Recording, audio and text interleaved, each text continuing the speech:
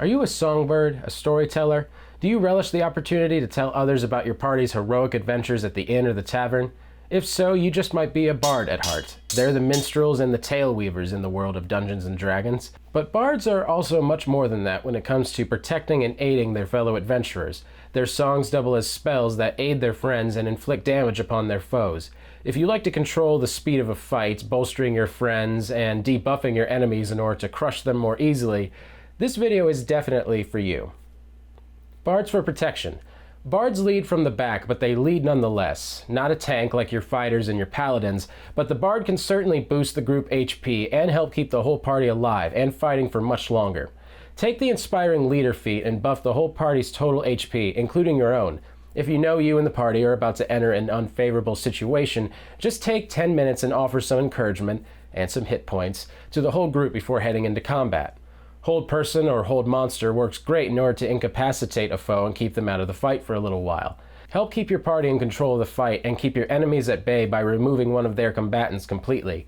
If an enemy would otherwise approach and totally decimate one of your own party members, this could definitely change the course of a fight. Bards in combat.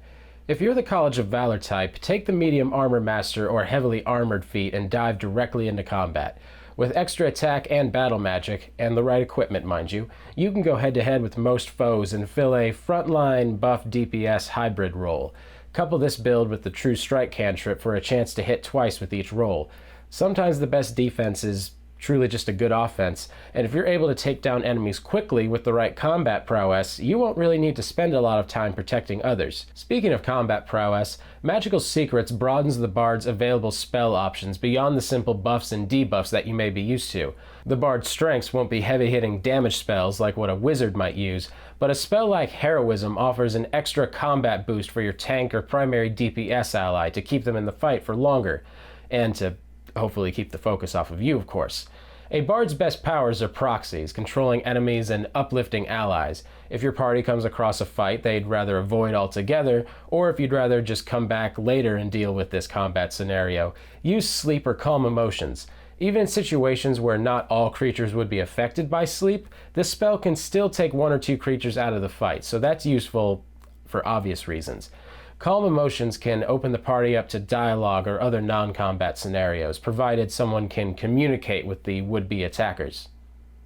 Bards for utility. The bard personally shines in many non-combat situations. If you're using a College of Lore build, remember to offer to do skill checks in as many situations as possible. Skill checks offer the DM chances to flesh out story and world-building aspects of the campaign. They also give your party additional insight into the quest, or just the immediate area and NPCs. Don't forget that your Jack-of-all-trades passive applies to Dispel Magic, Counterspell, Initiative, and Telekinesis ability checks. So use these skills as needed to undo harmful effects on the party members, or to just attempt to pull that lever from across the room. Invisibility, Jump, Knock are all simultaneously useful utility spells to broaden any bard's abilities, by broadening those of the rest of the party. Make your healer or glass cannon invisible to give them a chance to get into position before any fight, or give your rogue Jump to allow them to easily traverse impassable or rough terrain in order to find a way for the rest of the party to cross. If you have no thieves' tools handy, you can use Knock to open a simple door or a chest in a dungeon to keep the action moving. Bard class abilities and spell selection. Your bread and butter will be skill modifiers. Bards are proficient with essentially every skill, and you'll be the go-to party member for almost any non-physical check. Take specific language or lore knowledge to get information from NPCs or otherwise help move the story along. Work with the DM to determine if your character would already have education or some sort of innate knowledge within the world that they've created, and remember to ask about those skill checks regularly. Be mindful of typical spells like Cure Wounds, for instance. You should give some situational spells serious consideration here. Fairy Fire is great for finding invisible enemies, assuming that they failed the dex save, and the spell gives the party advantage against afflicted creatures. Etherealness offers you mobility and works great as a get-out-of-jail-free spell. Bards really have no shortage of utility power, but much of their utility toolkit is situational. Keep ritual casting in mind, however, to cast some of these spells without them taking up a whole spell slot.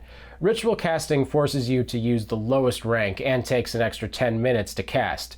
Some of these non-combat or situational spells won't lose their luster this way.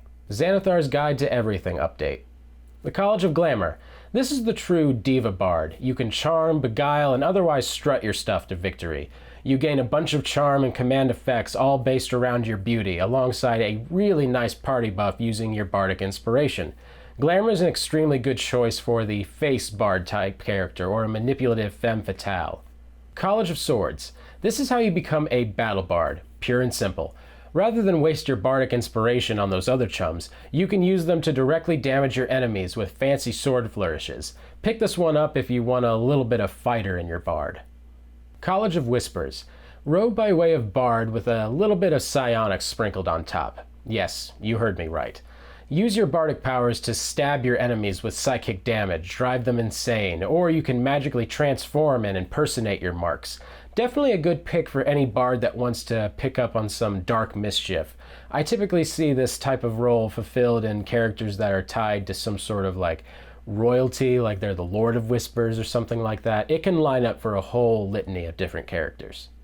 So I might be a little biased because the bard is actually my favorite class, but I don't think a party can really go without one. They offer a certain diversity that you can't really get out of any other class type. I really like the bard because they can open the world up and communicate with the DM in a way that most other players can't, either it be because of the class limitations or because of the archetype they kind of have to fill within the party's dynamic, as it were.